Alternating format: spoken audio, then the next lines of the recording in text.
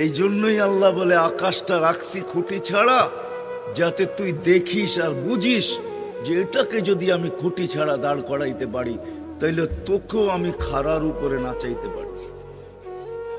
তোর বাবা দরকার ছিল বিশাল সূর্যটাকে যদি আমি মহাশূন্যের ভিতরে রাইখা যদি আমি এটাকে ঘন্টায় 6 লক্ষ কিলোমিটার বেগে যদি দৌড়াইতে পারি, যেটা তোদের দুনিয়ার থেকে 13 লক্ষ গুণ বড়, আমি আল্লাহ যদি এটা পারি, তাহলে তোর মতো 3.5 একটা মানুষ, 6 ফিট 6.5 ফিটের একটা মানুষকেও আমি বাধ্য করতে পারি।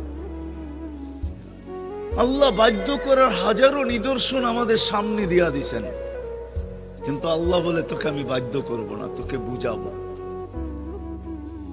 বিদায় আল্লাহ বুঝাইতেছেন আমাদেরকে। বিদায় কথা যেখানে শুরু ওইখানে আবার যেতেছি, যাতে বুঝে আসে।